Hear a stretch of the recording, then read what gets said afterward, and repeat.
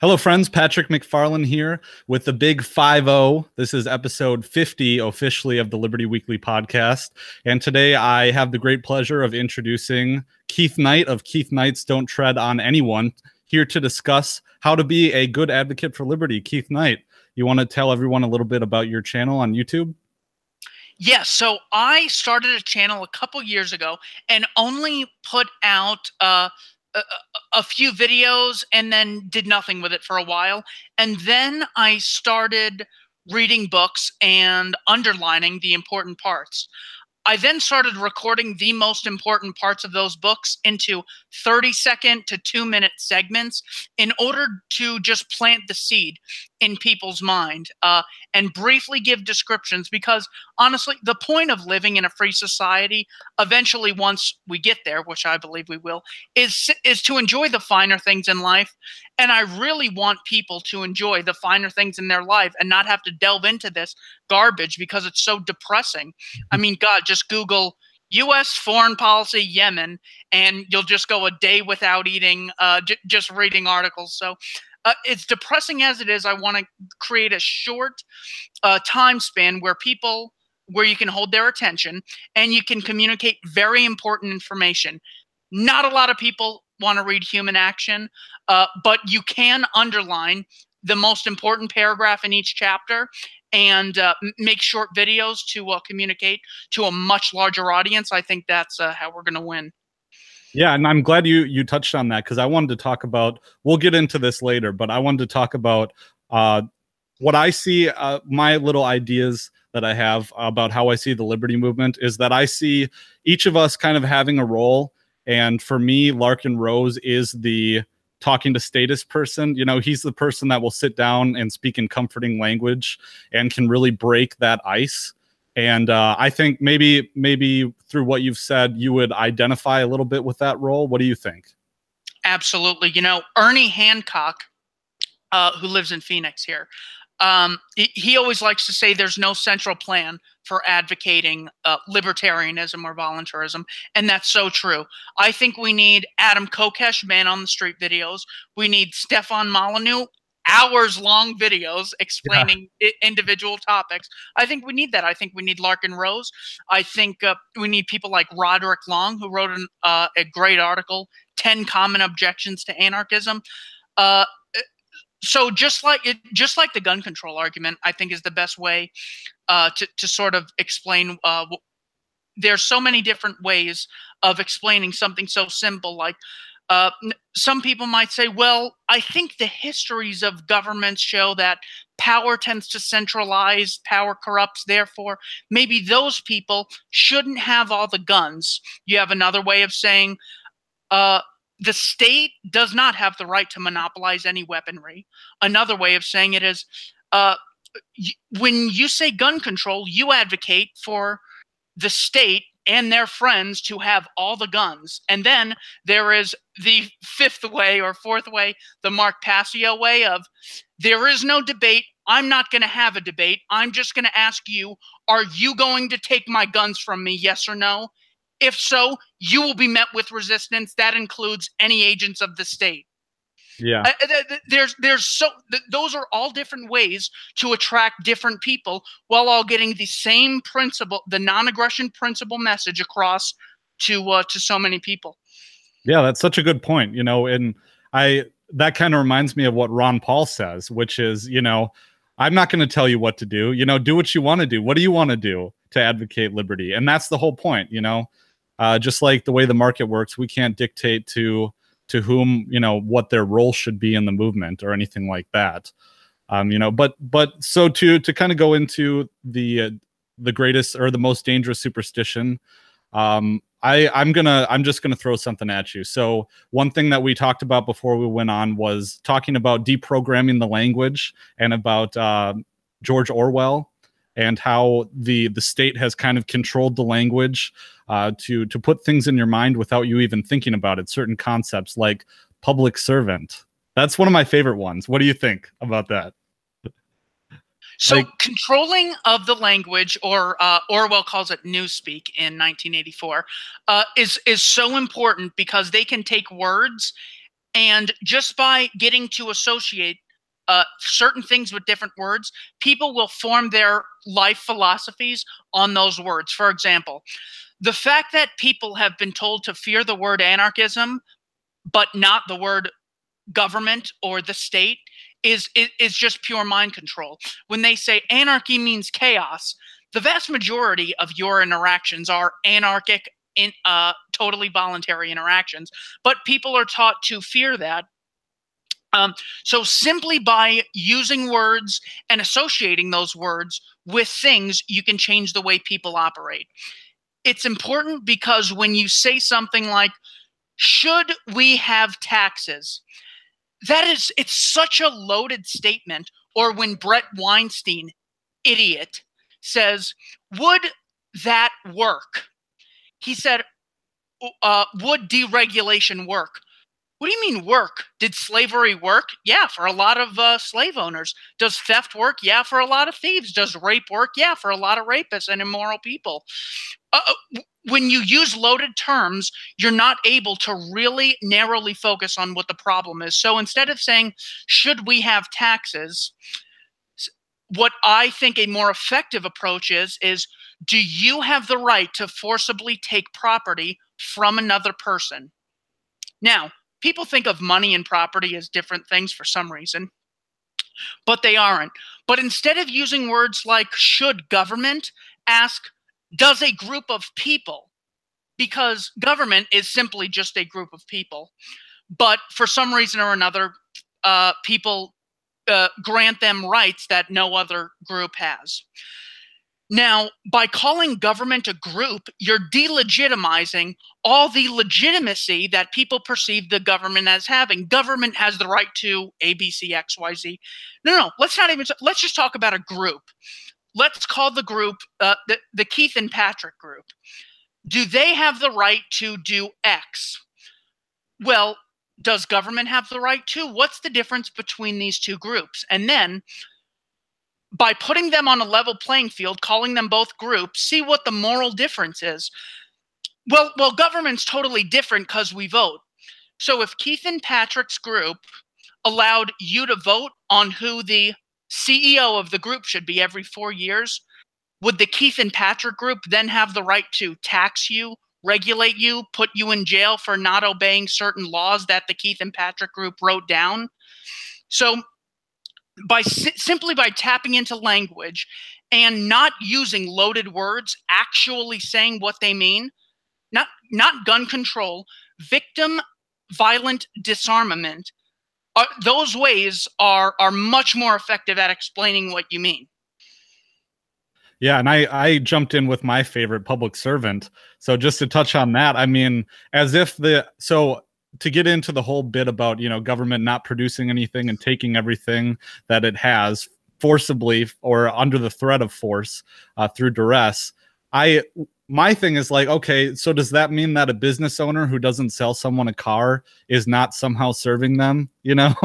Like at least the guy selling you the car won't, come to your house if you don't want to buy it, and okay, let's grant someone is a public servant. Dave Rubin, for example, I think is a great public servant.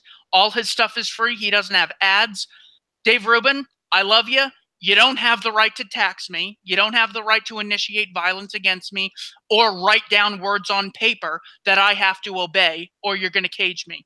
But that again is something. It's like someone has given their life to the state. It's almost like it's the legitimacy of self-sacrifice is really what that gets into. I'm not in it for myself like an entrepreneur. I'm in it for the people. Yeah. You are not in it for the people if you are funded coercively. You're just not. You're not in a marriage for the woman if she's kidnapped and chained to a pole in your basement. Just by definition. You don't even have to get into individual examples. So yeah, public servant is the perfect example of a completely loaded term that not only doesn't mean what it's intended to mean, it means the exact opposite of what it really is. Yeah, and that's how they get you. They by using language And I forget what this is called, but it reminds me of a certain thing like Lost in Translation, where there's certain things in different languages you just cannot convey the same meaning because the whole concept of how it forms. And I hope you can remember it's the whirl effect, or it starts with a W.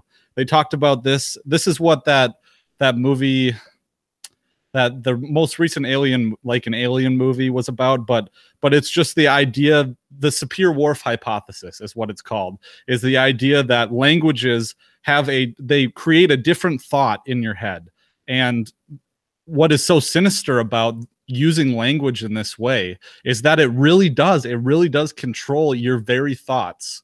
And one thing I appreciate about Larken Rose in The Greatest Superstition, or The Most Dangerous Superstition, is how he really works to get on people's level. And I think this is what his skill set is.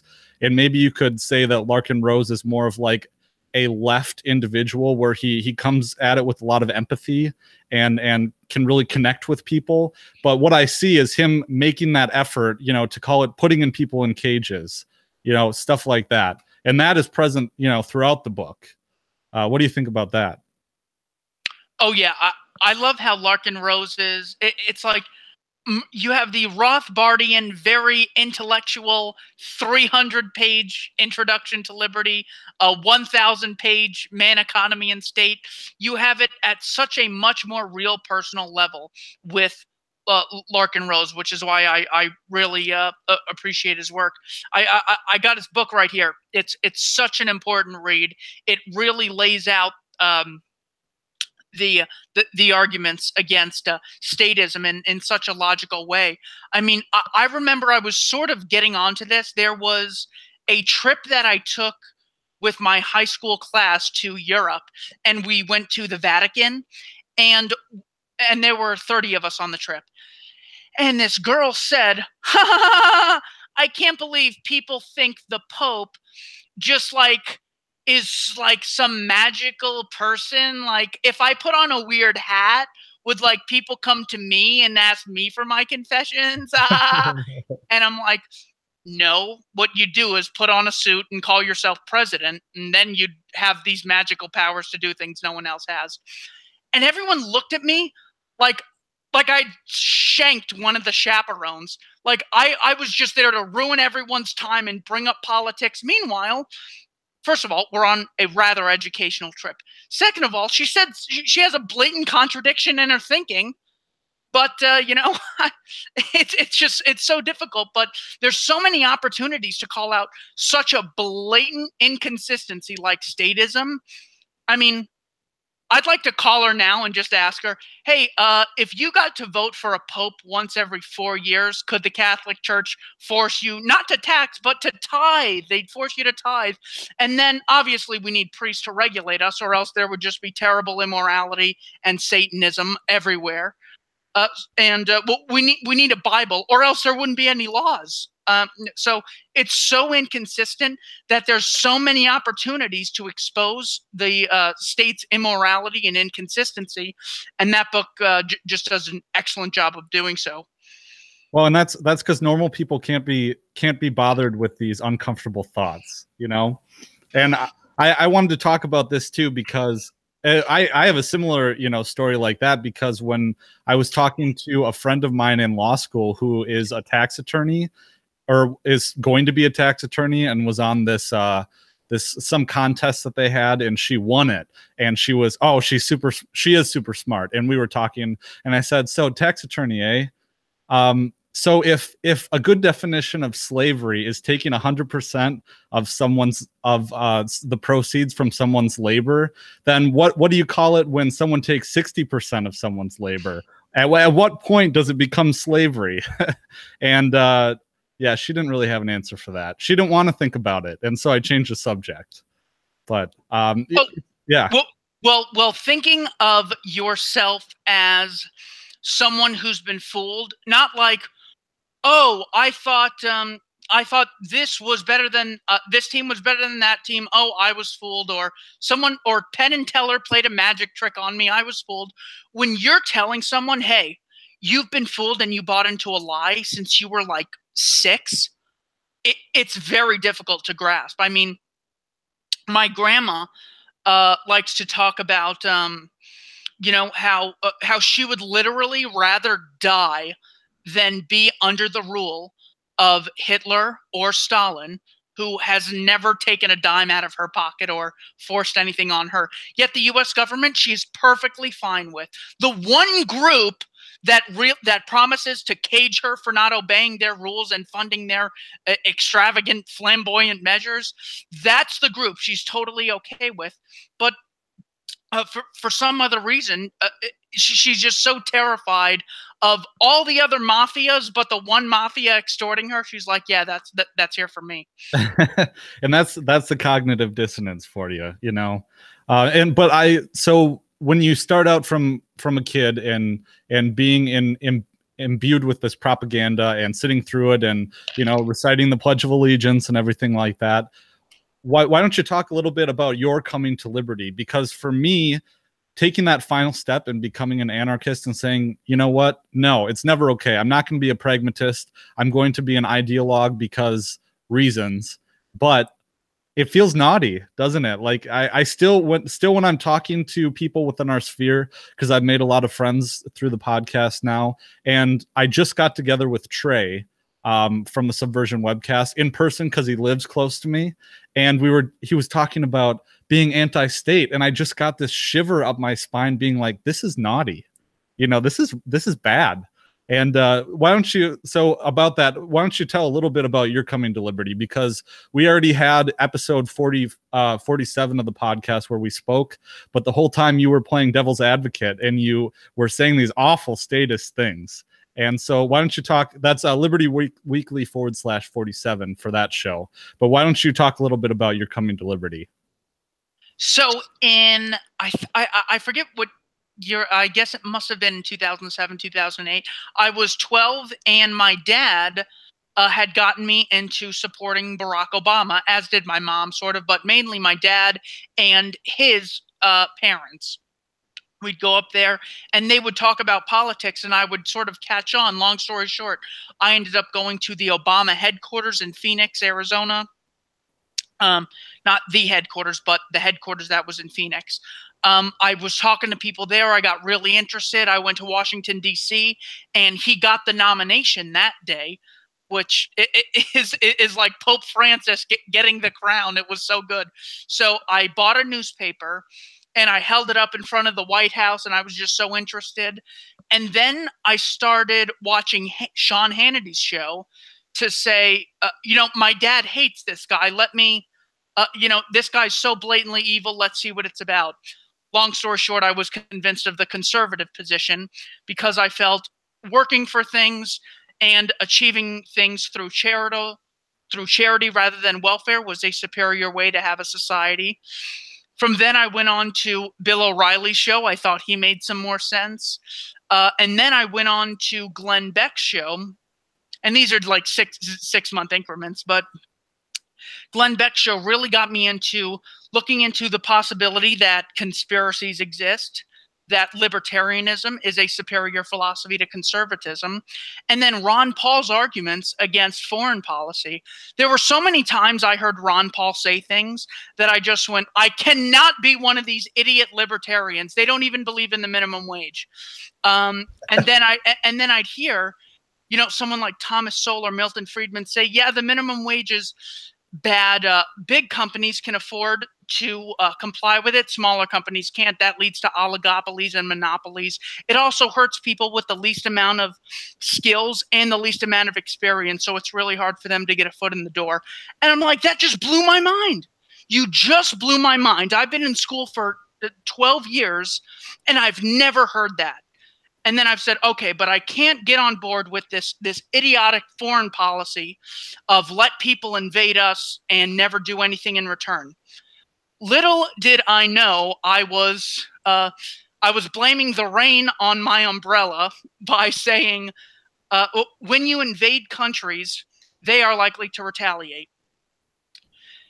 That principle you can even take back to the Treaty of Versailles in 1919, where absolute interventionist policies on behalf of the what were later the Allies really put a by taking so much land from Germany and putting them in debt till the 1980s, it was so blatantly unfair and unrealistic that it was clearly an attempt to get them into war for a second time. Now, then you start looking into things like 9/11, an absolute false flag attack. I've mentioned books for The New Pearl Harbor by David Ray Griffin, Solving 9/11, The Deception That Changed the World by Christopher Bolin, and Synthetic Terror by Webster Tarpley. Those three books absolutely lay out the case 9/11 was a false flag attack by the CIA and the Israeli Mossad. And the history of false flags also brought me into saying, okay, this is possible. Are other things possible that I never considered? And reading the works of Larken Rose, watching the videos of Stefan Molyneux, hearing the interviews by Adam Kokesh made me recognize the moral and economic legitimacy of anarcho-capitalism. In short, I became an anarcho-capitalist voluntarist when I ran out of excuses of when initiating violence is okay. So if you can ignore my 5-minute annoying answer, that wasn't that interesting, even though I thought it was. That is my 5-second answer. No, that was not. That was a great answer. That's what I wanted, man. Yeah, that it's interesting because you took the opposite path from me. Even though, so in 2008, I was a freshman in high school, and I didn't know anything about anything, and I thought Barack Obama was cool and young and black, and he was hip, you know, first black president, that kind of thing. And then I still had, you know, my values of what I didn't know at the time were conservatism. And then I've always been a classical liberal, even through that thinking Obama was cool part. And so that kind of developed. And then in college, I've told this story a lot on the podcast, so I'm going to gloss over it. But in college, I, you know, ran into Ron Paul in the actually 2012 campaign. I ran into him, and so I got caught up with that, and I started reading. And then my co-host Jerry and we met, and he convinced me, and then we parted. And then I started reading Rothbard and all that stuff, and I came back a full-fledged ANCAP. But I came to the point. My point being is that I came to the point of this philosophy before going down the conspiracy rabbit hole. And it's so strange to me that you took the opposite path, because for me, the conspiracy rabbit hole somehow was a little bit more taboo than being an anarchist. So do you think that being an anarchist and the conspiracy rabbit hole are interrelated somehow? You know, it really makes me think that, or it sort of scares me that that maybe I'm just trying to be a contrarian, that like I was sort of isolated with some of my views. So I just said, screw everyone. All of my views are going to be isolated. I really hope that that's not something I'm suffering from. But the more I look into official stories, of course, the victors write the history books. I had never heard about the Treaty of Versailles until I was just Googling on my own, just researching. The explanation was World War I, World War II, caused by Germany. Yeah. Nothing else happened. Do you want to explain that anymore? One day, America was senselessly attacked by Japan for no reason. Well, how about the Export Control Act of 1940, which froze all Japanese assets? Don't you know sanctions are an act of war? At the end of our last discussion, we talked about Madeleine Albright saying 500,000 dead Iraqi children were a completely justified response to the possibility of Saddam Hussein having weapons of mass destruction. Speaking of which, there's really only one country that's used 2 weapons of mass destruction, and they've been on civilians both times. I think I know the name of that country, but that was never discussed. Never. So when you see that, hold on, there is so much information that's so readily available. Operation Paperclip, Gulf of Tonkin, the Nyaria testimony, babies in incubators lie. Maybe I can open my mind to other things. Maybe I'm so wrong about something I was so confident about. Bin Laden attacked us out of nowhere. Well, actually, one Google search shows you him and the National Security Advisor, Zbigniew Brzezinski, training one another in an operation called Operation Cyclone under Jimmy Carter in 1979. Zbigniew Brzezinski said, hey, this is our chance to give the Soviet Union their Vietnam War. And you can read about that in Scott Horton's book, Fool's Errand. But yes, I think they're interrelated, because once you open your mind in one area, you realize, could I have been deceived in other areas? And opening your mind in both those sectors allows you to reap the great benefits of truth. So do you ever, and this is kind of what I wanted to get into, is that, because I don't, but do you ever worry that, what if I'm wrong about this anarcho-capitalism thing? Like Absolutely. Yeah, I mean, I think about that all the time, but then I think through it again, and I'm like, no, how could it be wrong? You know, don't hurt people and don't take their stuff. I just don't see, you know, that being wrong. Well, it is absolutely difficult, because you are advocating something that's so different. It's so different yet so the same. Yeah. Like if you just take America, we hold everyone to the non-aggression principle standards, except this little group called the Congress group and the police group. And they're called the government group, which is why they're magic. So it's so simple, yet so different, because that legitimacy we irrationally grant them is so destructive. So it's so different yet so the same that it's just hard to explain.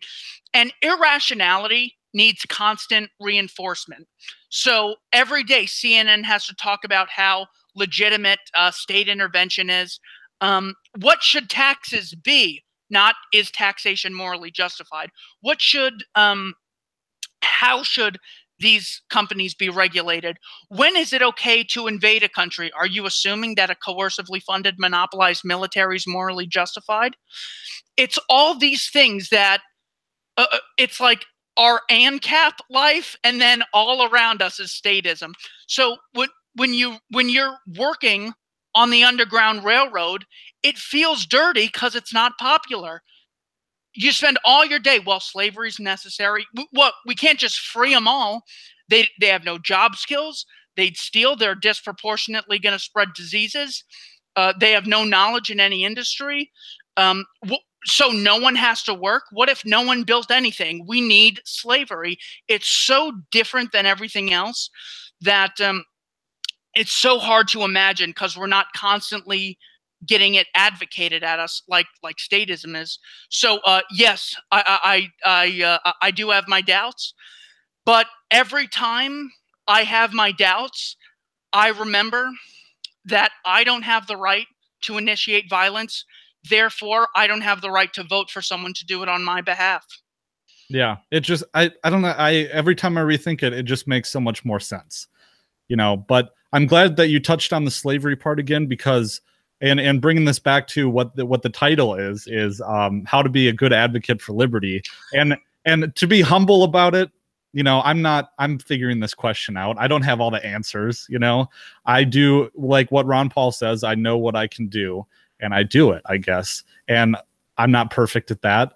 But what I really see us as being, and Dave Smith has said this before, so if anyone goes off on it, blame Dave Smith. But I do kind of see us as the modern day abolitionists.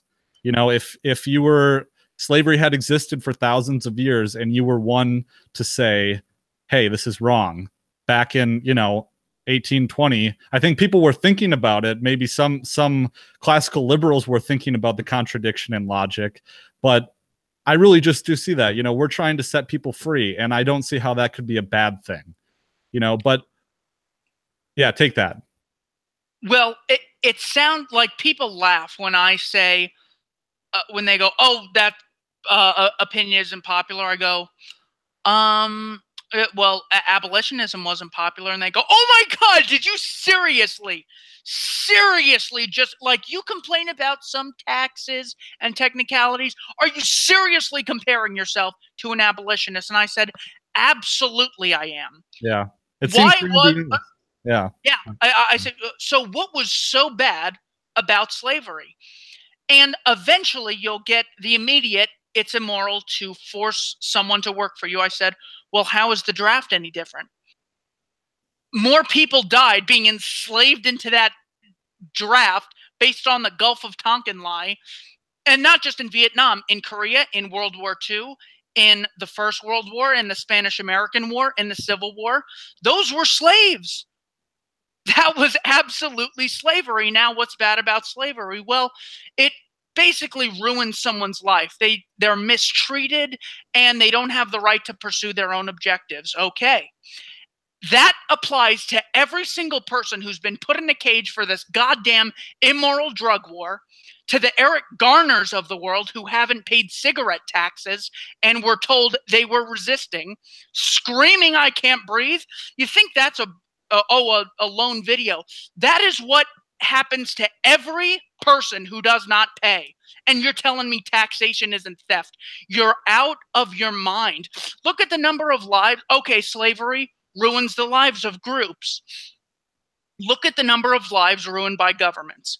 And you're going to tell me what I'm opposing is not equally immoral to slavery. The bombing of Dresden, Leipzig, Hamburg, that's Germany in 1 year by the Allies. The bombing of London. And those are white people. I know, really. Yeah. No wonder they don't get mentioned. Yeah. Mao's China, Stalin's Russia, Pol Pot's Cambodia. Are you telling me I'm not advocating a solution to the most evil thing that's ever existed? Yes. Calling ourselves abolitionists is not only in principle the same, but in utilitarian terms, exactly a perfect analogy. Yeah. Yeah, I agree. And but there is the recoil, you know. It seems grandiose because what I eventually want to get at is being humble and trying to be a paragon when you try and advocate the ideas of liberty to normies. And it can get so frustrating because we're so different. And we have these truths, you know, but they're good. You know, come take a look, guys. Come take a look.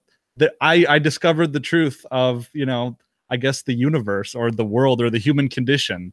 And it really does feel that way. And I don't mean to, because that's such a bold statement, you know. But so in advocating liberty, trying to be a paragon, because what the major point that I wanted to drive is that I feel like ANCAPs and voluntarists spend too much time trying to win arguments and not enough time trying to convince people, because those are two different things. You know, they're two different things.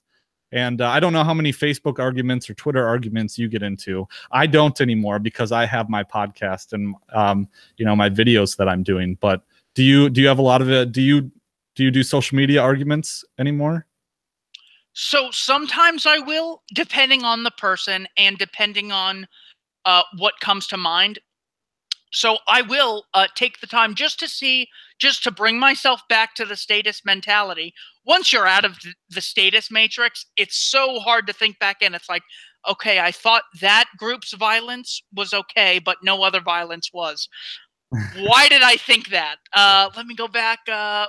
So it's very hard to tap into that. So I do. Someone said on my most recent tweet, I said, 1850 status, we need slavery to produce things or else they won't be produced.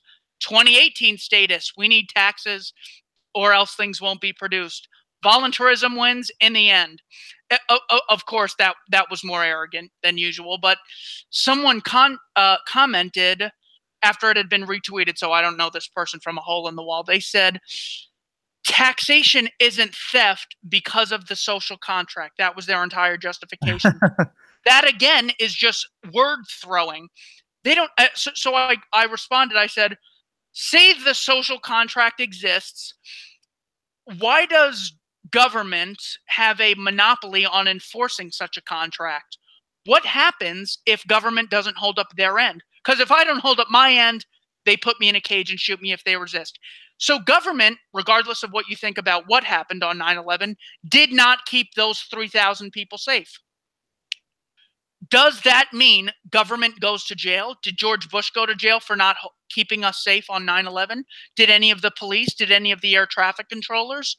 Of course not, because they were running military drills at the same time intentionally to confuse them so the military couldn't respond. Besides the point, the social contract is so blatantly illegitimate. Why does the state have a monopoly? Why do they get to tax us whether they hold up their end or not?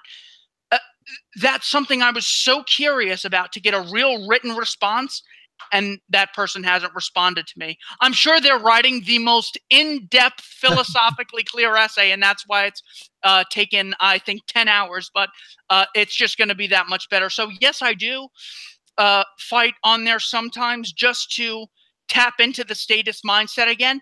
And you can always plant seeds. That counts as a planted seed. A lot of the stuff I learned online. So even if we're just planting seeds through short questions, long paragraph fights, no, I don't do, no, you shouldn't do. And by you, I mean anyone watching this, just because but Larken Rose had a great post on Facebook about, to be pretty damn blunt, I feel like more voluntarists and libertarians care more about winning arguments than changing people's minds.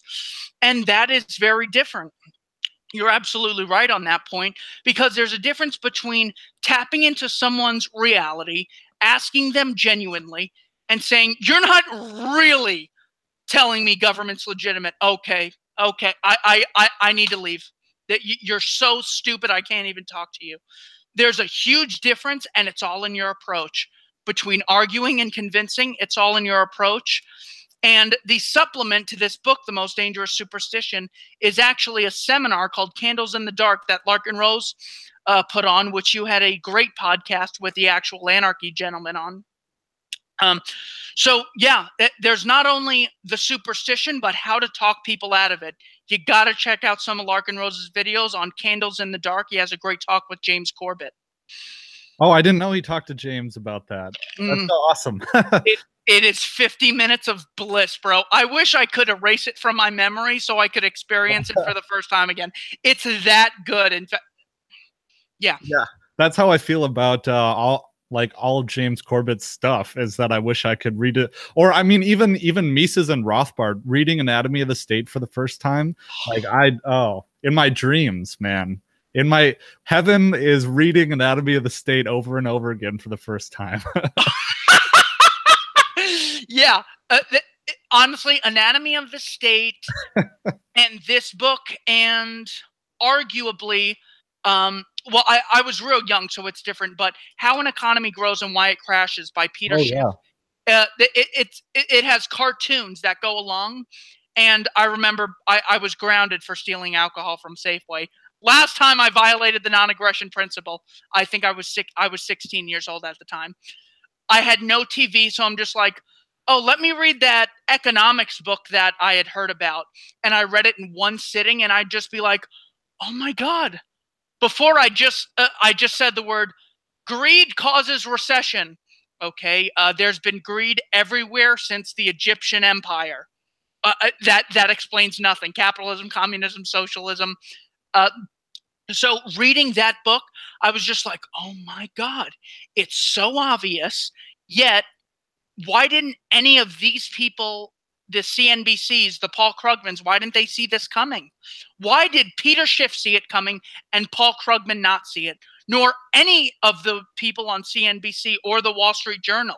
Why isn't Peter Schiff on every single show throughout all of history explaining what happened when he should be on every TV show, every 24-hour news cycle saying, Peter, thank you for calling this. Thank you for facing that opposition. We were so wrong. Tell us what's right. So yes, your Anatomy of the State point that I've beaten like a dead horse. I completely get where you're coming from. Yeah. No, it was quite the experience, man. And yeah, it's been a crazy ride ever since. And maybe this is moving to another point, just about advocating for liberty. Trying to stay positive is one big thing and so I always have to drive home the point that these are things I struggle with. That's why I'm talking about it. You know, I'm not always positive. I'm not always a paragon when I argue with people online, you know, but maybe what I have experienced is doing this show and meeting lots of great people. And just that in of itself, connecting with other ANCAPs and other voluntarists has done so much, just so much for me as a human being even. And I think we discussed this before. You know Chandler Hudson, right? from the Defenders of Liberty. Like, how many other ANCAPs do you know in person and through the internet? I know two ANCAPs. Chalin's the most solid guy I know personally. There was another ANCAP on Twitter. His name is Liberty First. His name is Brian Briggs. Him and I meet for dinner every now and then just to BS about statism. Yeah. But through the internet, it's so cool. I just love being able to DM people when I'm just the one Socratic thinker in a field of people worshiping Plato's cave. I think I don't know if this is something humans naturally need or it's just something that I currently experience, but I really need the reinforcement. Like when I see someone else do a video, it's like people have my back. This is legitimate. When Owen Benjamin is on Stefan Molyneux's show and he goes, yeah, the left is so weird, but like the right, we have anarcho-capitalists, libertarians, Republicans. I'm like, he just said anarcho-capitalist. Like, it's that big. We went from Murray Rothbard inventing the term and there being like 25 libertarians, according to Walter Block in 1966, to it being said on a major show. Steven Crowder said it in his interview with Naomi Wolf. Well, some delusional socialist. Yeah. And he said, yeah, I think the term anarcho-capitalism is a contradiction, which means he's heard about it. Yeah. We're slowly getting into the mind of the populace. And that's why I tweet out, I'll put like 3 or 4 covers of a book and just title my tweets anarcho-capitalist studies. So whenever you type that into the search bar, there should be 10 of my tweets. And those are, I got like 50 books that are mainstream works on voluntarism, libertarianism. They're all anarcho-capitalist works.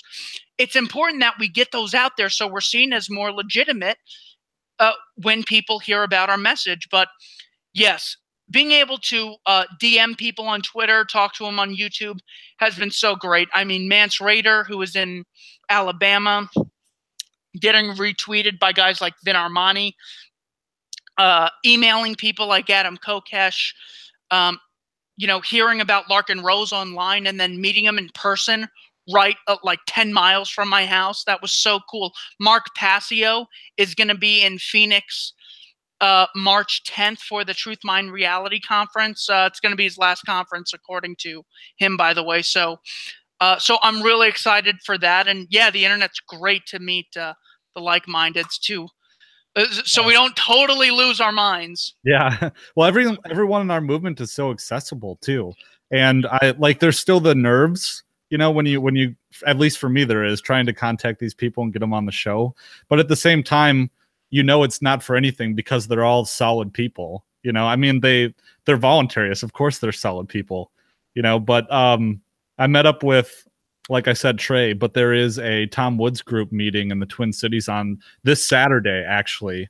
And Tom won't be there, but it's, elite members and stuff like that. So I'm going to go. If there's anyone watching this show who lives in the Twin Cities area and has heard about this Tom Woods, DM me on Twitter or something. I'll give you the deets and we can chill. It's totally cool. But let's see what else I wanted to talk about. Do you have anything that you wanted to bring up? Yes. So yeah, the Stefan Molyneux argument or a lot of ANCAPs who said, I'm voting for Trump because it's buying us time. All right, this is time. What are we going to do? We're not just going to talk about, trivial remarks Sarah Huckabee Sanders said. So here is what we can do to win the culture war if you agree with Andrew Breitbart that politics is downstream from culture. This little graph, or diagram rather, that Larken Rose had put in his Candles in the Dark seminar package shows that it's when you're talking to someone, you're much more effective to not talk to them as though they are a bad person advocating violence, but rather talk to them as though they have a bad idea and they are accidentally advocating what they know to be immoral. For example, you can ask 99% of people, is violence justified? They'll say no. Then you'll ask, is government justified? They'll say yes. those two opinions are contradictory. They really do believe in non-initiation of violence and only violence through self-defense, but you need to treat them like they are a good person just with a bad idea. The second diagram to win the culture war. Wait, hold on. Go back to that first diagram because the screen was a little blurry. What is the top graphic? Okay, so the top graphic is okay. It is you, the voluntarist, talking to the statist, and him saying, "Yes, this is the way to communicate." He talk to them like you're criticizing this bad idea that is in their head, not the second one where not it's them. you versus them, because it's not you versus them.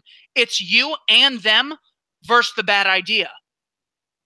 And that's a much better way of saying it. Literally, my average statist friend is such a good person, but when they advocate for, say, U.S. foreign policy or any tax initiatives, they are acting immoral, not to what I think, but even contrary to what they themselves believe. And I can prove that to them just by getting them to think logically. Please screenshot that and recognize it, because that's so important for us. Now, something for them.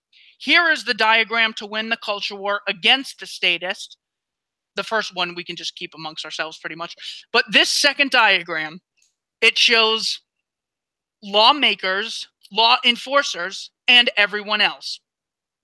This is how people generally see the state as being legitimate. We have some lawmakers, their laws are legitimate. The law enforcers, it's legit for them to enforce and interpret the laws and no one else, and everyone else who has to obey the other two groups.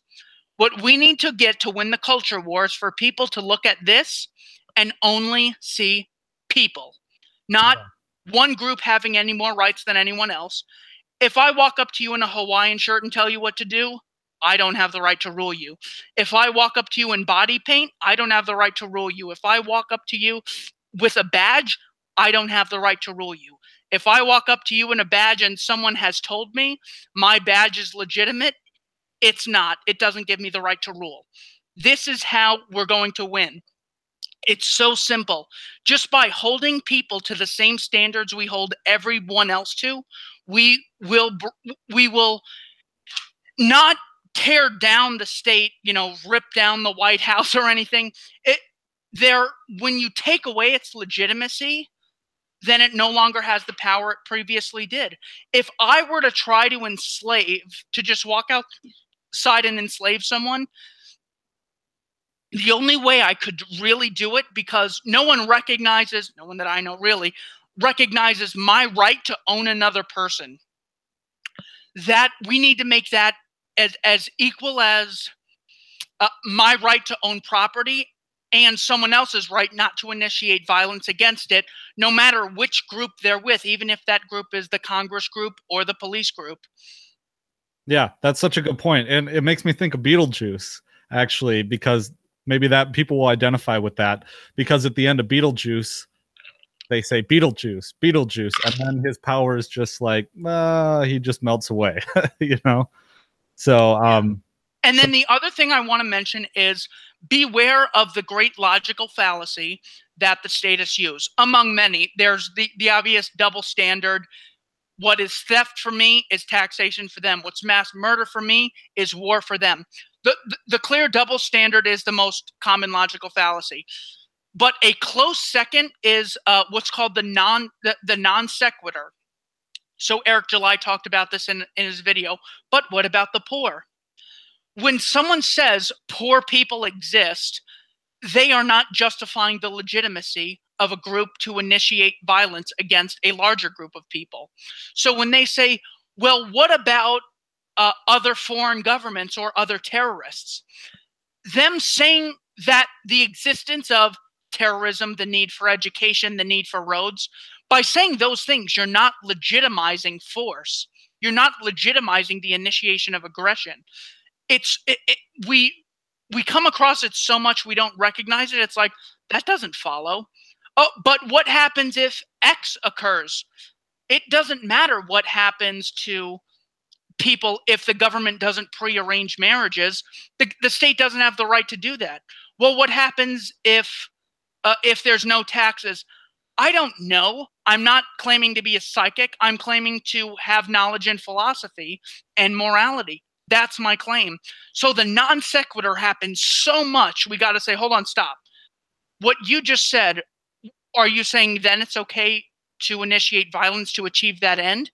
Do you have that right? Does everyone have that right? Or does the state have a monopoly? Why do they have a monopoly and not not the people I work with? What if we got you to vote for someone every few years? It's thinking consistency and recognizing the non sequitur is how we'll win the culture war, and explain those two diagrams to people that are so important in how to convince people of voluntarism.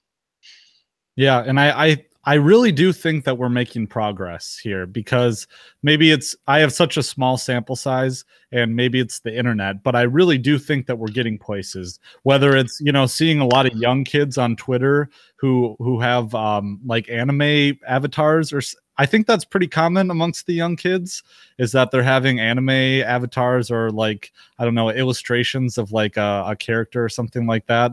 But or having like, there's this like, I don't know, 12 or 13-year-old kid on Twitter, or like ANCAP kid who does YouTube videos. I really think that maybe it might be getting trendy. Is it trendy to be an ANCAP? Do you think? It's edgy, man. It's edgy. No. And when I say no, I mean, unfortunately not. Oh, another thing. Milo Yiannopoulos said, I think government should only exist for infrastructure and defense. In my darkest moments, I go ANCAP. And I'm like, he just said it. And this, a couple years ago, he made a Facebook post, I might be anarcho-capitalist. And then Jeff Berwick brought him to Anarcho Poco, where he spoke. And he got to meet Larken Rose. So is it trendy? We need to make it trendy. So by that, I mean, never saying, what you and I can do is always say that is our position, using the words libertarian anarchist, voluntarist, or anarcho-capitalist. We need to be so okay with saying it that other people are cool with saying it too. Is it too clunky, though? I'm sorry? Sorry to cut you off, but is it too clunky to say like ANCAP or anarcho-capitalist, or like should we call ourselves abolitionists? Like that probably wouldn't go over well with the public. No, you definitely need to bring marketing in. But hey, then again, maybe again, there's no central plan. So maybe if I said I'm an abolitionist, and they go, but slavery's over, I said, the drug war exists, so slavery is not over. A group of people claim to own your body. How is that not slavery? They'll kill you if you resist doing anything they say. They got libraries of their laws. No one can interpret them. They can't even interpret the goddamn Second Amendment. It's like 20 words, and every judge has a different way of interpreting it. And they say you have to abide by all of these laws, these thousands of regulations that no one's ever read, let alone can people interpret them. So yes, the claim of ownership over other people and their property exists. Therefore, slavery exists. And maybe you do kind of get that Milo Yiannopoulos shock culture.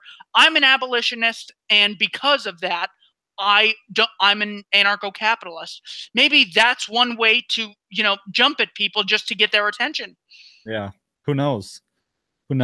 But yeah, talking about being trendy, I don't know. We're a bunch of nerdy guys in our basements. I don't know. It looks like you have an apartment. I have an apartment, but it is in the basement. It's not my mom's apartment, or I'm not in my mom's basement or anything. But so what? Not a justification for initiating violence. Oh, someone yeah, who believes in peace lives here and not there with that person.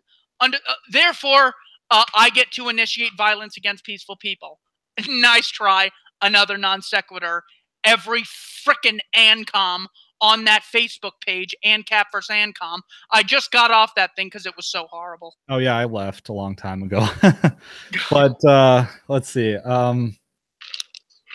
Well, I forgot what I was going to say, but it had some with being trendy or something like that. I mean, we're pretty cool. Libertarianism it should be cool. Like Judd Weiss was saying this on the Tom Woods show months ago, but how do we find a way to make libertarianism cool? I think it's through the internet, obviously, but because that's so important, having people in the culture like Dave Smith, and I think he's one of the leading figures, is speaking to, you know, the mainstream everyman. He's an entertainer. You know, how do we influence the culture that way? Because there's so many negative influences on the culture currently, you know, in Hollywood, and I think people are pushing back, you know, obviously with the Trump situation, but it really is. It is a battle. And I've kind of talked about politics downstream from culture. I think that's not always true, but for our purposes, it is, because we want to affect change in the world. I think politics can affect culture negatively, like 9/11, or the, you know, just all the spying and the FISA courts and stuff like that. But how do we influence that culture? I mean, I've tried with my YouTube gaming channel that I don't know, or doing the show or something like that. What do you think? What I do is I just play my comparative advantage or absolute advantage. My niche that I think it's just totally being myself and really explain how I feel about these things, because as pissed off as I get at little things, I think that's what makes me a little different than Mance Rayder, who's more calm. So Mance Rayder puts together a treasure chest of libertarian images, and he puts those out. And Ben Stone puts out a subversion book. And Tom Woods puts out a podcast refuting every single thing every single statist has ever said. In 1,100 shows, yes, he's gotten to everything. So I think my way of getting in the culture is making it okay to talk politics, making it okay to be interested in something. So it's not just something nerdy where, you know, someone, you know, talks real slow. It's okay to get passionate and get really real and energetic about immorality that's occurring. Look, if these dumb shits can spend the entire day talking about the Pittsburgh Steelers, we can spend 10 minutes being passionate about the absolute genocides caused by the governments in the 20th century alone. I mean, dear God, how is that nuts? Look at the amount of wealth that's been created by entrepreneurs in the Western world, and look at the 1 billion people in Asia being lifted out of poverty, not because Mao's Great Leap Forward is finally being implemented fully, and we're finally seeing the long-term effects of Vladimir Lenin's new economic policy. No, it's because of capitalism. Yaron Brook, who I made a video about, 4 great quotes by Yaron Brook. He goes, oh God, yeah, he's talking about Walmart. He said, Walmart has done more to raise the standard of living of poor Americans than any government program. That's something tangible. That's so cool. I can get more things in this house than I otherwise would if entrepreneurs weren't competing for my dollar.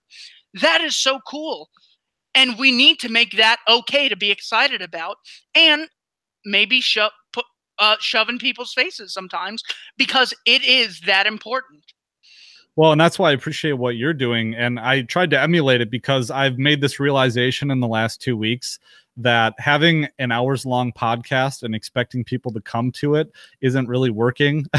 And so what you've done is you've created these short, punchy, and Mance was onto this too, but he's created these short, punchy YouTube videos to try and engage people on that level and kind of bring them in. But that I think that's kind of the difficulty that you run into in the age of the internet, is that yes, we have all this access to knowledge. Yes, we have the ability to be, you know, a jack off sitting in his apartment with a webcam and a microphone, with the ability to reach thousands of people at the drop of a hat. But we also are dealing with that shortened attention span, and the need to be flashy and the need to catch people's attention. You know, I don't know how that bodes for us, you know, trying to get people to go through this months long process of neglect, of getting rid of the state in your mind and getting rid of that power over you and converting to the ANCAP. That is, I think, the biggest thing, because no one becomes an ANCAP overnight. I went through a years-long process. I went an intense 6-month process of reading Rothbard and Mises and Hoppe and Tom Woods and Bob Murphy. I could go on and on and on. So how do we overcome that? Because what we're asking people to do is to devote 6 months of their lives towards studying economics. We have to say, okay, well, we have to look back at our experiences and really comprehend our experiences so we can take this terrible, teeth dragging month process and say, all right, what were the red pill moments for me? What was so important that if I could only tell, one person a couple things or everyone one thing, what would it be? It's our job to read through this big ass book, Defending the Undefendable, and saying, oh, okay, there's a really important part in this introduction. He says, the impetus for this book is libertarianism. A book not about libertarianism, just a random author with a PhD talking about it. The basic premise of this philosophy is that it is illegitimate to engage in aggression against non-aggressors. Who can't identify with that? He then goes on to say, now most people agree with that, but this does imply that taxation is illegitimate because taxation initiates violence against non-payers. There's so many ways. I think people won't look cool if you can make them look stupid. Even though being stupid is kind of cool sometimes, and women will say like, oh, that guy's mysterious, when he's really just a total idiot. If you can make someone look stupid, because statism is stupid. It's the most false god human beings have ever worshipped. It's so blatantly contradictory that if we can find ways through questions, through rebuttals, to really make people look stupid, we'll look cool. The culture will be, oh, ANCAPs, those guys, they really know what they're talking about. So that is our job, along with simply having a variety of ways to explain things. Okay, so now I'm going to get a little controversial. You ready for this? Yes.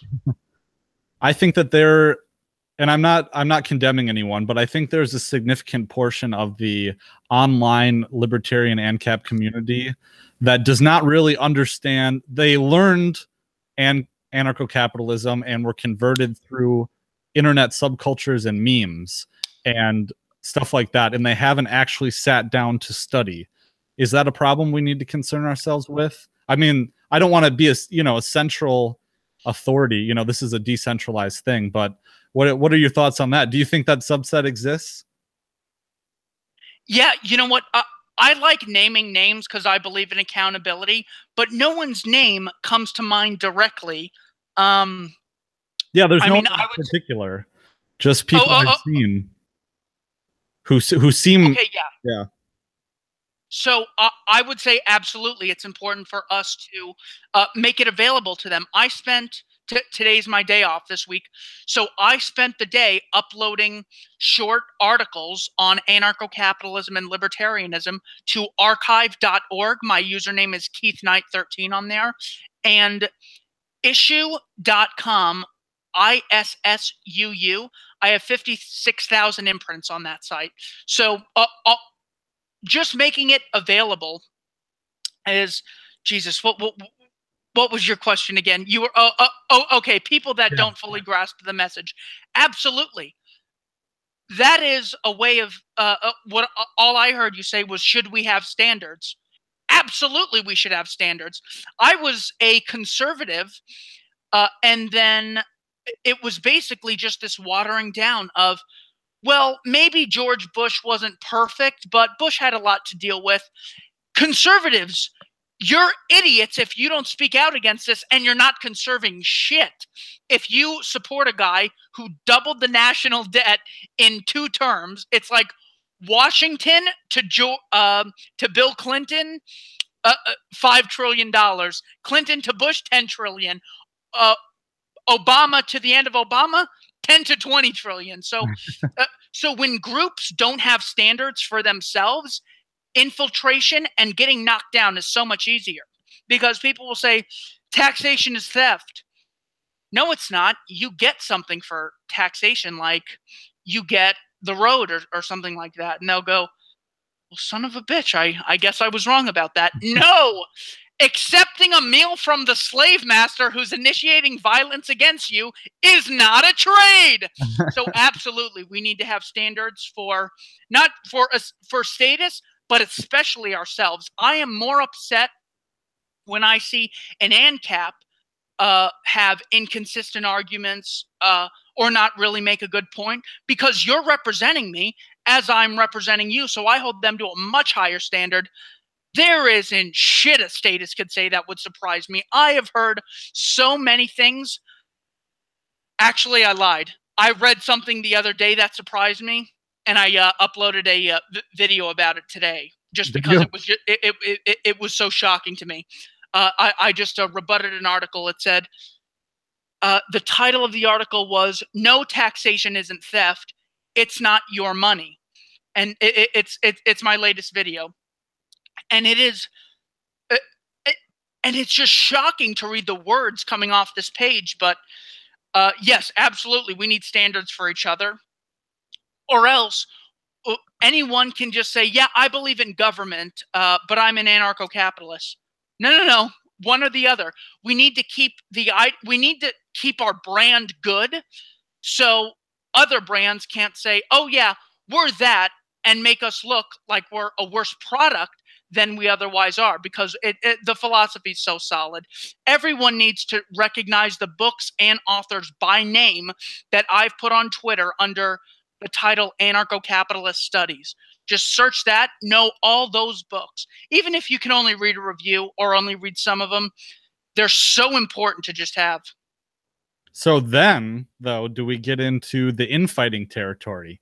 So, you know, it's important to have standards for people within our own group, but at what point does it get to the point where it's unproductive? You know, and I've made videos about this, but yeah, the infighting question. What do you think about that? I did watch your video on infighting. Infighting is important when you're trying to preserve the principle of your movement. It is unproductive when you are fighting about trivial things that would not necessarily keep people away from embracing your principles. That is my take on that. I think that's a good point. Yeah. I generally, it's been so depressing to see some people infight, because like we were talking about before, I think everyone has their different roles, you know, in our movement. And whether it's Adam Kokesh being the guy that can reach vets, or, you know, Stefan Molyneux having these hours long. And does Stefan Molyneux identify as an ANCAP anymore? Yes. Does he? Okay. He has said it as recently as his mock debate with Michael Malice, as well as his pre-discussion with Adam Kokesh, which he did put up as a video altogether, showing that he has no problem being called that. He simply sees Donald Trump as buying us time, which, no matter what you think about Stefan, he is a guy who, from like his first video up until a couple years ago, his first video in 2007 until 2015 when Trump ran, he answered every single, what about privatized nukes? What if a guy builds a road around your house and charges you $1 trillion to go out? He answered every single one of those things. So if we're sending him to go talk to the Trump people, I think that's perfect. I think that is absolute. I think there's nothing wrong with that. And the Molyneux haters, read Everyday Anarchy, read Practical Anarchy, and then shut up. Because those two books are so terrific that had he done nothing else and just wrote those two books alongside the ton of videos talking about the non-aggression principle, he would have done more than 99% of all libertarians in the positive direction. So yes, he does. Yeah, that's a really good point. And that's how I got here. You know, I watched Stefan Molyneux's videos. I really enjoy the Truth About series. Though that's why, and I think that's pretty popular. But one of my favorites was The Fall of Rome and Modern Parallels. What were you gonna say? I did not see that one, but it's so funny. I was a minarchist flirting with anarcho-capitalism. I went to an Institute for Humane Studies conference who does the learnliberty.org. Phenomenal site. Excellent YouTube channel as well. I went there and I heard someone talk about no government, and I was so shocked. I'm like, God, this guy's making us look bad. And then I talked to someone else, and they were an anarchist. And then I talked to Art Carden. Then I talked to Isaac Morehouse, and then he's an anarchist. Then I talked to T.K. Coleman, who works with Isaac, and he's an anarchist. And then I'm just like, oh my God, this is, these people don't even want government.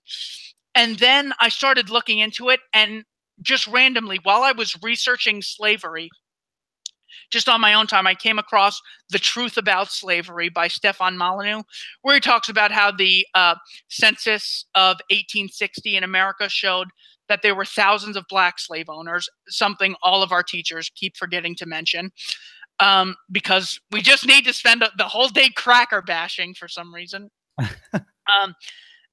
The Truth About Slavery, when I didn't even know anything about his channel or that it would be about libertarianism, I just watched that and I'm like, oh, what else does this guy do? And I'm like, oh, he's a libertarian. Then I'm like, whoa, he's one of these guys that doesn't believe in government at all.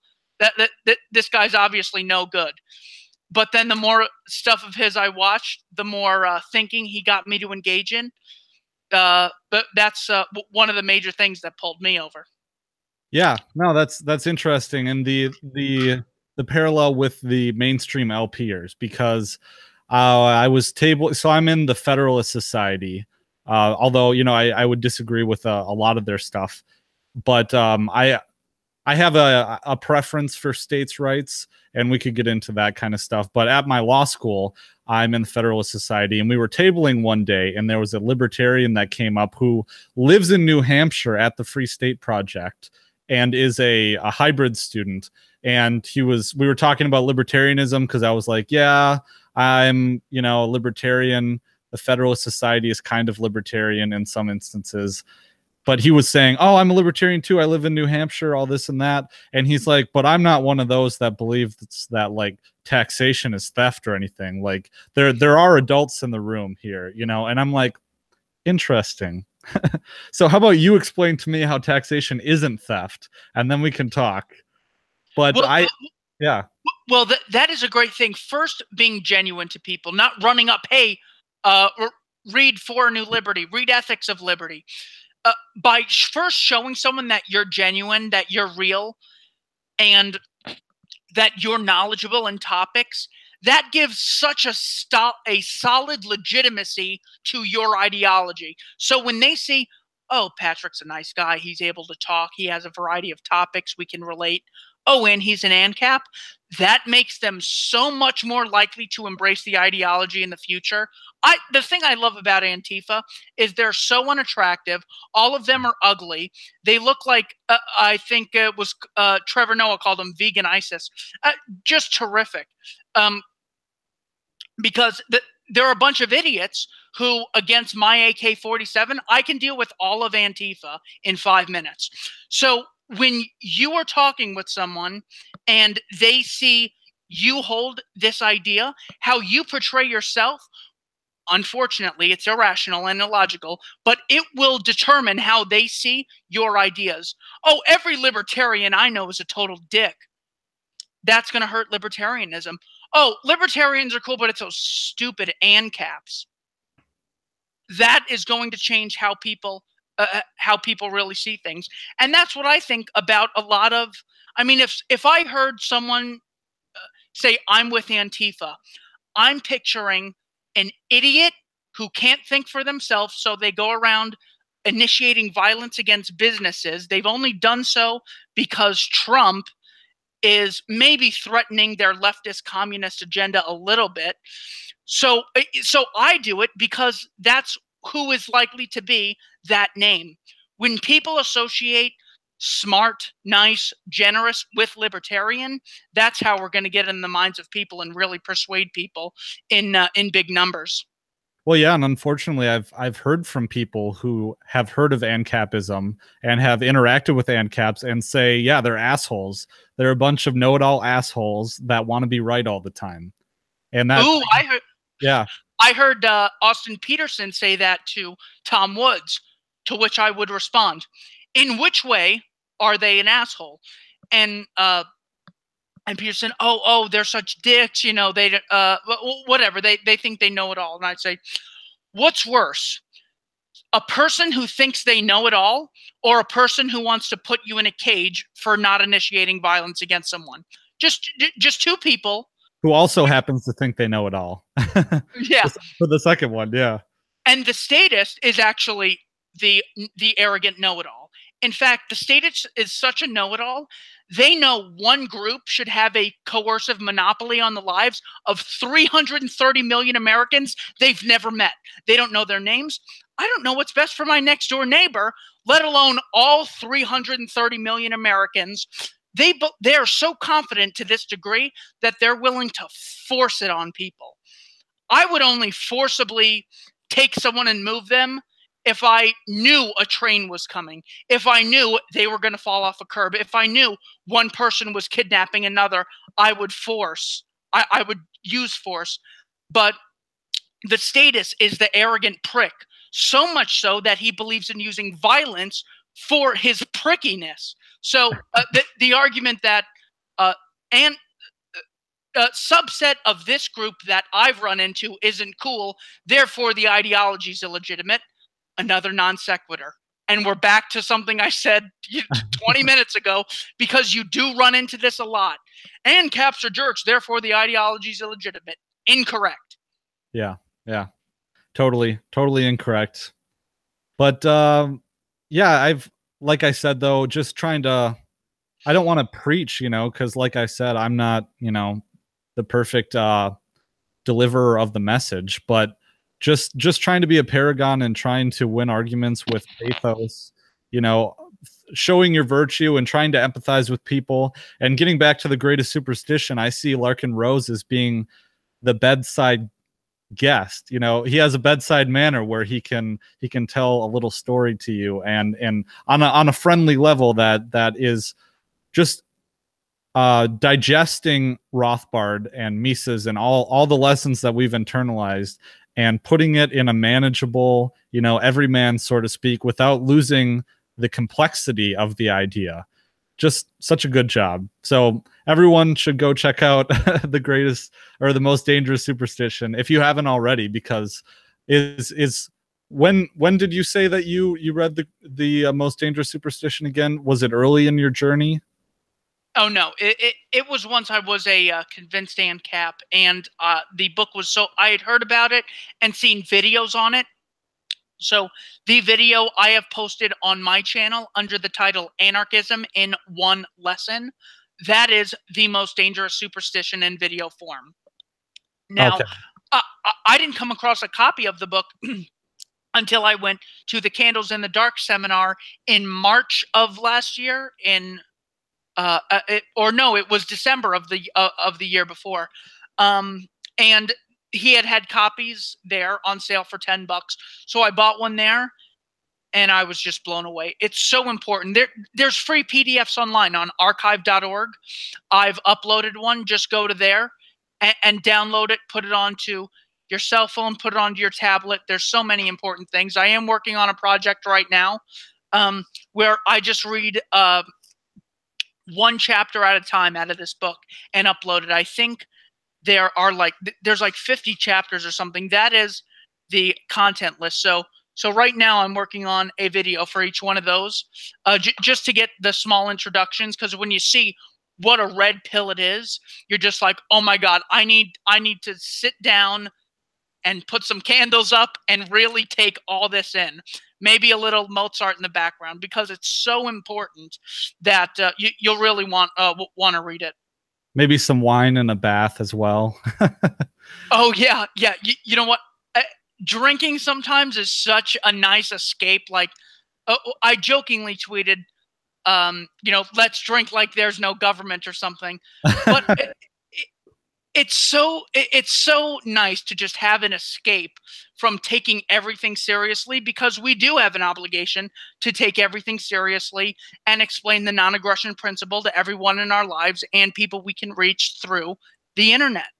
But it's so nice to just drink and not talk about anything solid. Like uh, when I go to the bar, I can just talk about nothing, and it's such a nice relief that when I get up the next day, I'm like, that was an excellent refresher. Time to fight for voluntarism, going back into the trenches. See, with me, I'm still in my evangelical phase. It's lasted about 2 years, maybe 3 years now, where all I want to fucking talk about is this shit, and that's what the podcast is. You know, what have you struggled with that? It seems like you enjoy your reprieve. You know what? I really go by the work hard, play hard philosophy of the overwhelmingly vast majority of the time. I am thinking about ways to advocate, discussions I've had, getting into the mind of my opponents, just because I can't get it out of my mind. It's like being in love with something. Not that we're accused of being cultish enough.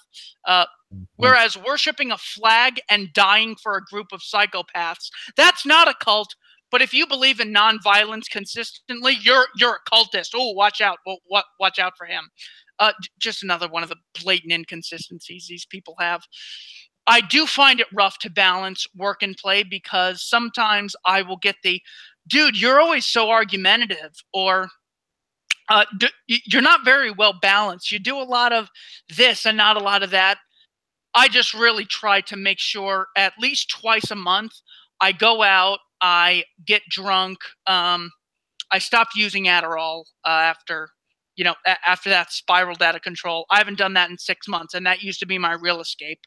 But yeah, just getting drunk and being around friends and talking about nothing is such a great way to reboot. Because first of all, you deserve it. Second of all, you just need it for your mental health, because you will burn out. Mark Passio, the great anarchist, made a podcast the other day saying, if I don't get 3 people in Philadelphia to help me in person, I'm going to stop doing what I do after 10 years. So he is blown out. He's just exhausted himself. He went all in with these big expectations. And I mean, just think about how hard it must have been for Walter Block and Murray Rothbard in 1966 to work on books, and the books say the government is illegitimate from a right-leaning standpoint. That is so. If you think it's hard to say now, when there are a lot of people who call themselves anarchists, and it's talked about, and Michael Malice is saying, I'm an anarchist on Fox News. If you think it's hard now, think of how hard it is for them. So the stakes are much lower now. And hey, I don't want this to turn into an American Revolution type. I want this to be completely peaceful in the transition from statism. I just really want it to be, that's illegitimate. You need to take time to stop participating in this, police and military, and we need to recognize their right to rule is not legitimate. I want this to be totally peaceful. Yeah, totally agree. Peaceful. So yeah, that includes making friends. That includes being out there, learning new things that aren't just about politics, which is where you have to balance your time, really. Yeah. Yeah, I've had I've been kind of trying to balance it too, because one of my biggest critiques of people that I knew that were feminists in college or something like that was that they were or the whole homosexual thing is that a lot of the times that would be all that they were. Like, I'm gay. That's who I am. That's all that I am. And I really don't want that. I don't want it to be that way when it comes to, Patrick and libertarianism. So I don't know. I enjoy music, I really like to write creatively. I play guitar, so I have other interests, and I have a great wife who is not very political, but I torture her anyways. So what are some things you like to do outside? Cause if we're on the topic of, cause this is how to be a good advocate for liberty, right? What do you do for fun? You have to be able to relate to people. As far as I know, I think you have to be able to relate to people, because if they see you, I think that is one of the main reasons that Donald Trump beat all 16 veterans who were Republicans and the most popular Democrat on the planet. He did it, and he's a billionaire. There's like 400 billionaires, and he's relating to the average person. I was at his rally in Phoenix, Arizona to talk to people, and I went inside. This billionaire who's on TV related to people by using the language they use, by saying, get that guy out of, you know what we used to do to that guy? We'd knock him the hell out. CNN is fake news. We got to fucking get these guys. Using that language, that's what got them to communicate with a billionaire who's now the president, who had his own show, who had multiple corporations he was the chairman of. That's how he got people to resonate with him and listen to his message. So what I do is, I know that as a good advocate, I need to be a genuine person, which I try to be either way. Even if I know I'll never convince this communist, my sister, for instance, I'll never convince them. What they say about me, what they tell their friends, I know my sister tells everyone I'm a libertarian, but I know that it's met by, but he's smarter than the overwhelmingly vast majority of socialists that are in our group. So I would not want any of you to debate him because he looks pretty bad. Having that message out there, being seen through the lenses of legitimacy is so important, that's what I recognize whenever I have any conversation with someone, because they will see the movement by the people who communicate the message. So that's one way. I love going to amusement parks. I get such a rush out of those things. I love watching Modern Family. Yeah. I love watching old episodes of Seinfeld and Family Guy, and just laughing at the brilliance behind these jokes, behind Kramer going into Jerry's apartment and Jerry saying, "What are you doing? You got surgery tomorrow. You shouldn't be eating." And Kramer going, "Fasting before surgery? No. You need your strength. You got to eat a big meal before surgery." I mean, these things are so funny when the actors do them, that you got to appreciate the fruits of freedom, as well as develop relationships with people. So when you promote the ideas, they don't see you as a zealot. They see you as a nice person, and they recognize the idea as that much better because it's being promoted by someone who they trust, someone who they believe in, someone they know who's honest and reliable. All those things are important, I think. I could be totally wrong. Someone who doesn't violate the non-aggression principle. Maybe most importantly, the first step I guess you could do is renounce being aggressive and illegitimately aggressive. But yeah, but before I forget this, here's one thing that I've really gotten people to go with. I said, so why is the left more afraid today of Trump than Trump like 10 years ago? And they'll say, because he's president, you idiot. And I said, well, but before, he used to be the chairman of a business. Aren't businesses predatory? And government's there to help us, but businesses are predatory, out for profit, out to get you. Shouldn't we like him now and have been afraid of him then? What about Roy Moore in Alabama? Aren't you devastated that he lost? Because now he's in the predatory private sector, monopolist, profit-seeking exploiter. They realize that they need to realize, and I try to show this to them, everything all the power, all the guns, all the control over healthcare you want Obama to have, Trump's going to have. Hey, Trump supporters, you idiots like Milo Yiannopoulos saying government should regulate Twitter like a public utility. You're a fucking moron, Milo. That power is going to be in the hands of Elizabeth Warren in 2020 or 2024. You dunce. Instead of promoting voluntary competition. I read an article the other day. I forget what year it was published, maybe 10 years ago. It said, are we ever going to defeat the MySpace monopoly? And it was about MySpace having a social media monopoly. Imagine saying, Blockbuster is going to be done in a couple years. Always think of out innovating in a free market rather than socializing all this power and giving one person all the control. But every Republican and Democrat statist can resonate when I say, look, you want to give Obama all the guns? If you really think Trump's a racist and it was that easy for him to get there when he didn't have the media on his side, isn't he just going to take away health care from black people if the government controls health care? Isn't he going to just round up blacks or just, do all these things against women or minorities that the left claims they'll do? Or, hey, Mr. Guy on the right, you believe in a military controlled by the state and funded coercively. Do you want Bernie Sanders, Elizabeth Warren, Barack Obama in charge, or Maxine Waters in charge of that military? I think Nancy Pelosi would be a good head of the U.S. military, don't you? That is the power you're giving them. How about Keith Ellison bragging about holding up a book, Antifa? Psychopath. He's advocating anarcho-communism in the worst totalitarian form at the state level, obviously.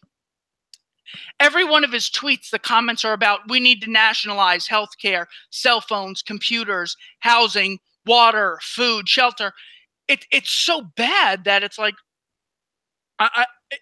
it's so hard to communicate that when you make it as simple as everything you give Trump, you're giving to Elizabeth Warren.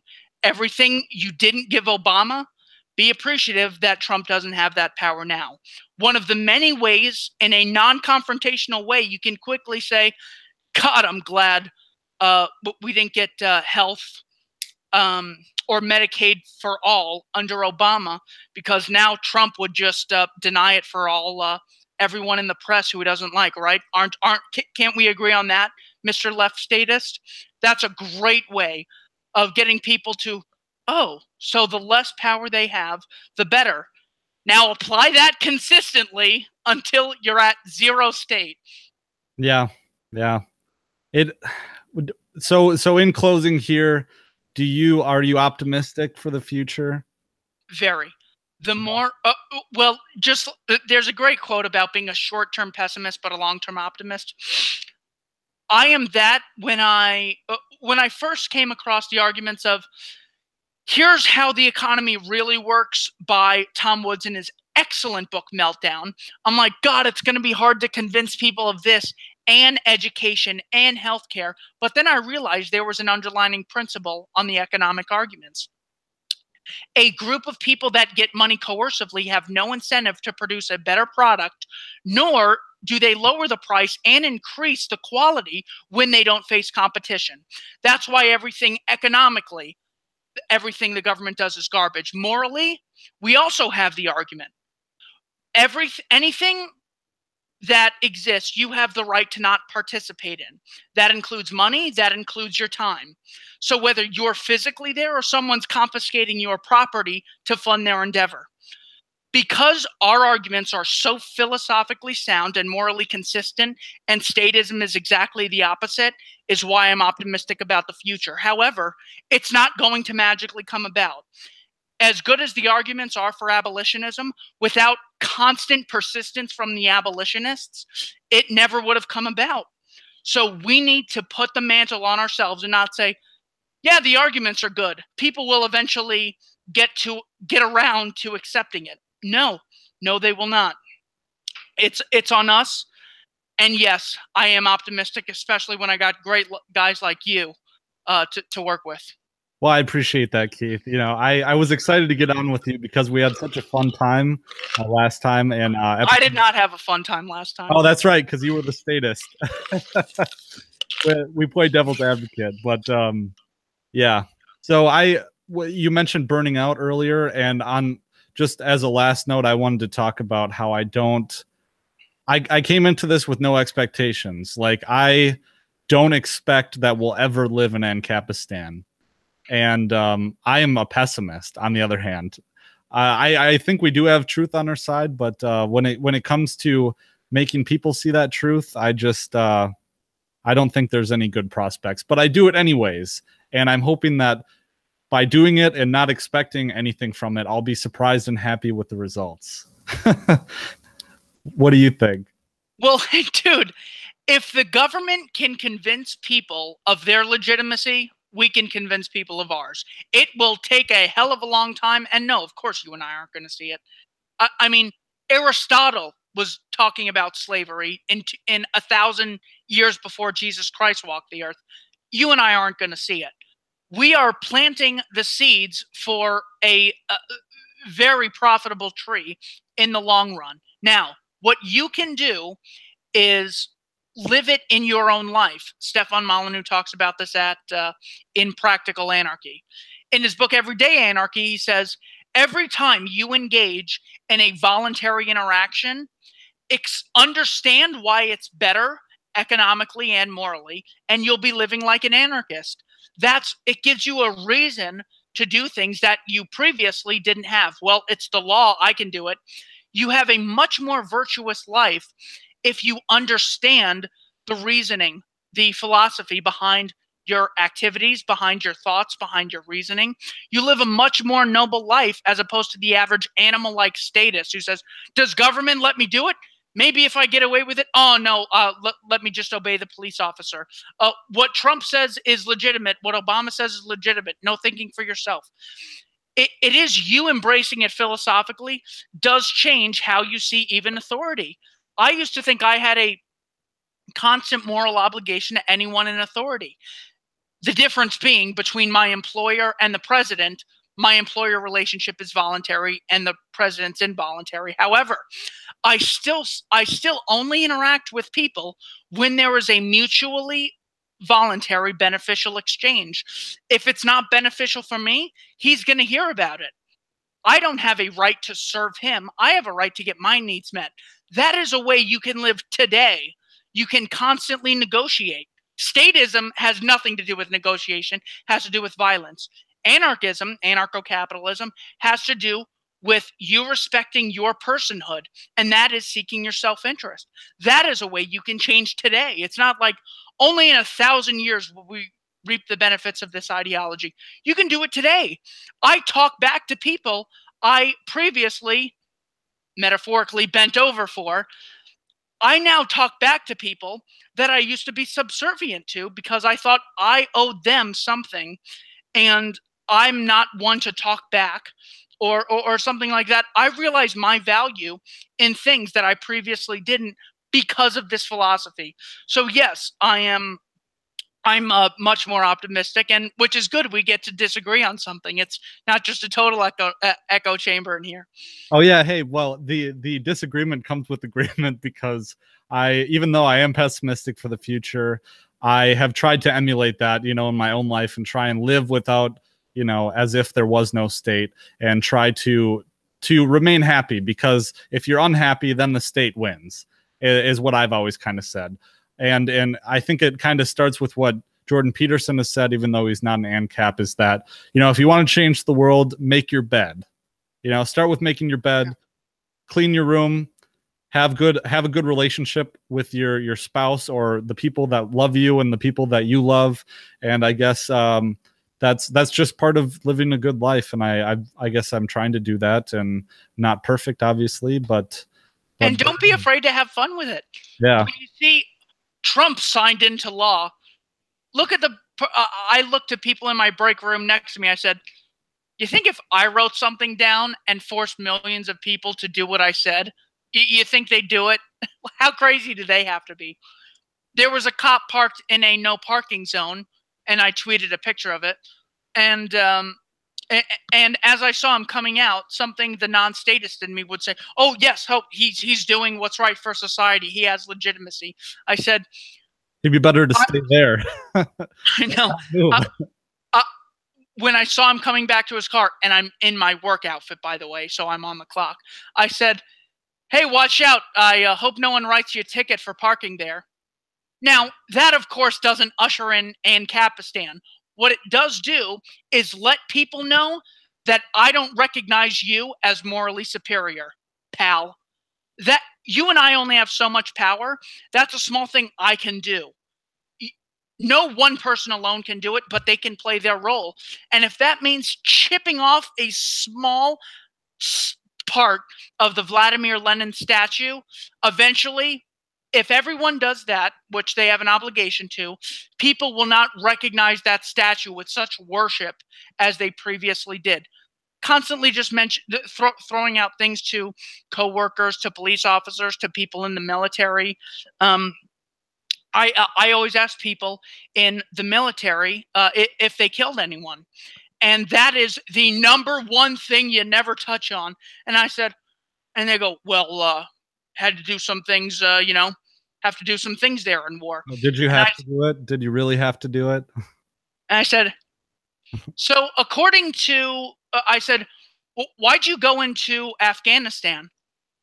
And this guy from high school that I knew said, well, dude, it was like right after 9/11. I said, okay, you just told me the time they went in. You didn't say why. According to the official 9/11 story written by Thomas Keane and Philip Zelikow, 15 of the 19 hijackers were from Saudi Arabia.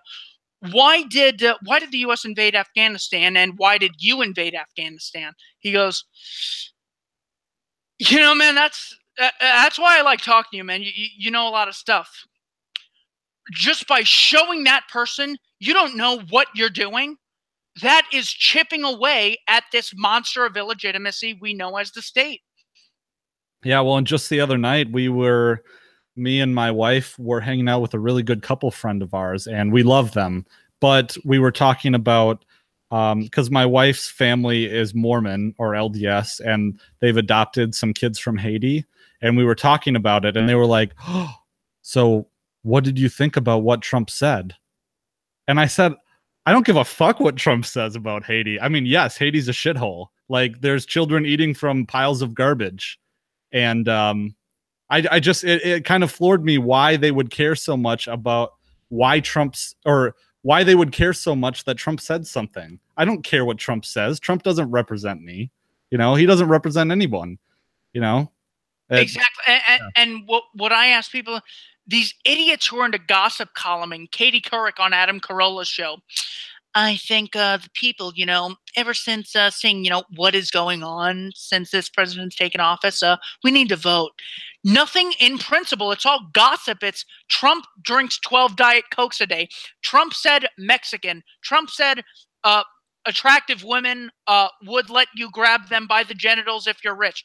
It's all trivial shit. I'm like, Obama bombed people's houses. You know that thing that almost happened in Hawaii?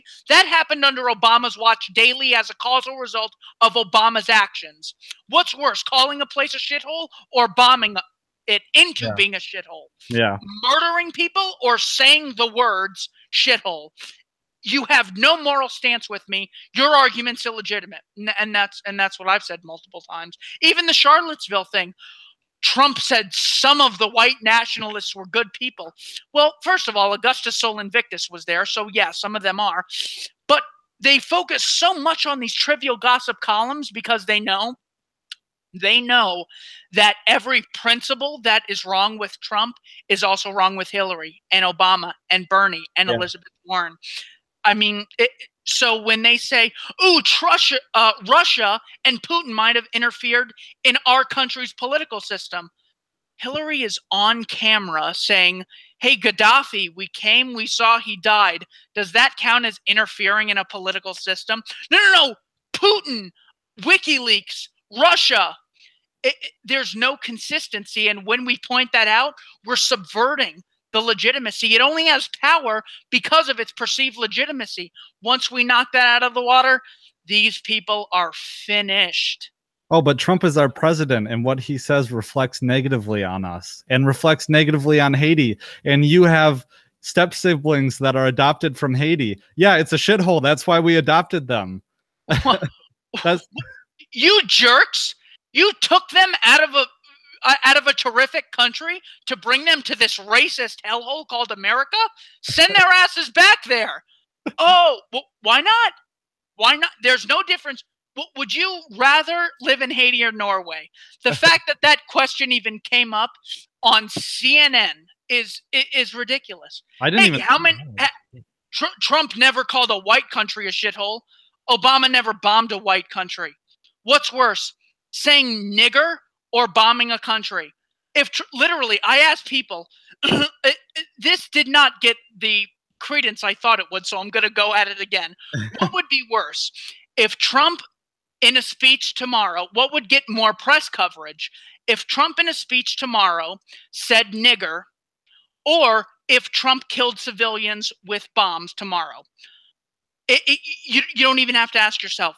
100 times Trump has bombed and killed civilians and ended their lives, and the media still says, "Oh, brown civilians." Well, what he might have said about Mexicans, or the judge he said was Mexican. Yeah, well, the judge was an absolute idiot, so he's saying he might have a bias towards his in-group preference. They have no good arguments, and when you point out these obvious things to them, they just recoil, and that's why exposing the most dangerous superstition is so important. Yeah. Well, that's a good note to end on. That was, wow, what a nice little cherry on the top right there. Nice transition. There you go. So as we're closing here, Keith, why don't you plug your stuff for our audience? My channel is Keith Knight, Don't Tread on Anyone. I also have an account at archive.org. You can follow me on Twitter at @AN_capitalist. Please, all my videos, please download them, re-upload them under different names, different tags, whatever you do to spread the message. I don't care if I get the credit. I just want it to be heard. Thanks, Patrick, so much for your time. Awesome. Always glad to talk to you, buddy. So for our audience, this was the big 50, episode 50 of the Liberty Weekly podcast, even though there has been more episodes than 50. But the show notes for this one can be found at libertyweekly.net/50. Keith Knight's, what do you have? What's your short YouTube handle? Or I'll include a link for your YouTube page in the show notes. Yeah, if you could just link to the page, I don't have a specifically designed one for my name. Okay. All right. Well, I'll link to that. Make sure everyone that listens to Liberty Weekly podcast should definitely check out Keith Knight's Don't Tread on Anyone. So that's been episode 50, and I'm Patrick McFarland, signing out.